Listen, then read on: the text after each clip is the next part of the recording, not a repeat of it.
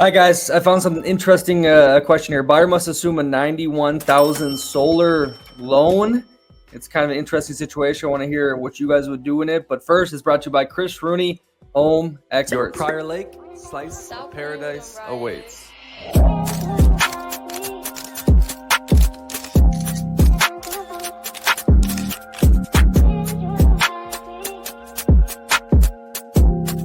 That one sold yet? Close? Okay.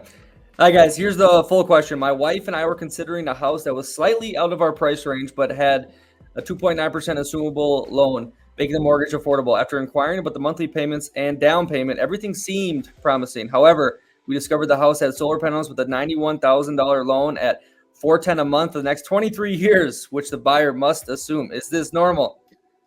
I wouldn't say normal, but that it does happen.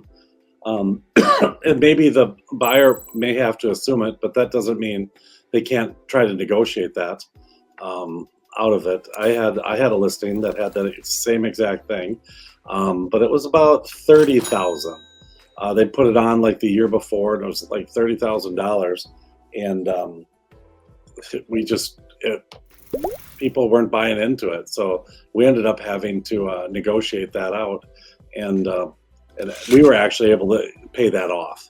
So I don't know in this scenario. I mean, it's rare that you can't just pay it off.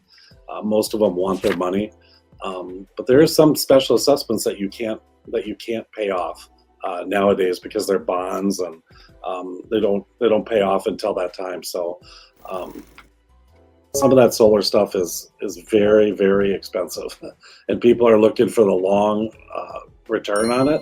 And 91,000 is pretty darn high. I mean, mine was like 30,000. How about you, Andy? I'm sure you've had those too. Yeah. Even with our new builds, we're doing them. Really?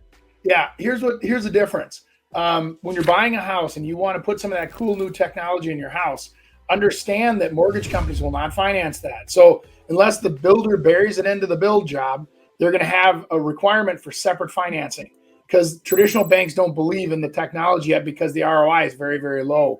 It makes you feel good, oh, I'm using energy from the sun, but usually they don't last as long as we want them to. Now, not that it's bad technology, just that technology arena should be continued to be improving. Instead of giving all these tax rebates, they should be putting that money into trying to figure out how to make that science better, because, it's not a bad idea. It's just that, like, you're paying that much money for the next however many years, and let's say it breaks in 10, and you're still paying payments on something that's broken now.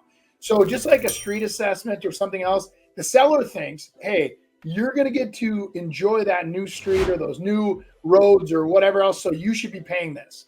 Well, the same thing goes for the whole darn house. If you really think about it, everything that's in that house is being sold at a price.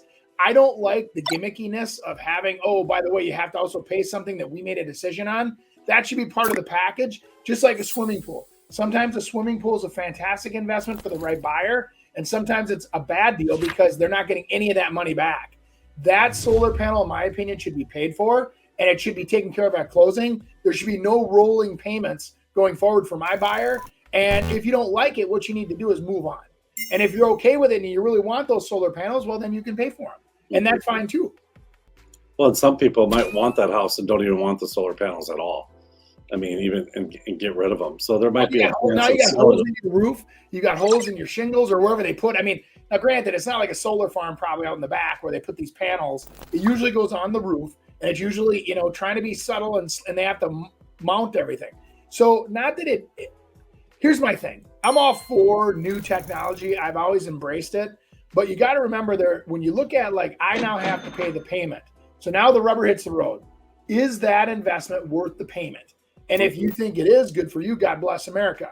If it's not, then that should be covered into the cost of that house. Just like, let's say, for example, now, Chris, this comes even back to windows. So in an effort to be energy efficient, they bought the windows out of Canada that are $98,000 instead of $40,000 for the locally made windows by our favorite brand down in Stillwater. So let's say they did that. That's a choice they made. That's like putting the most expensive tires on a car before you trade it in.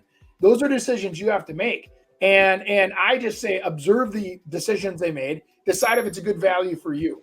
And so it's all about you and your happiness. So if you're happy with it and you really like that they put the expensive windows in, you're willing to pay for them, great.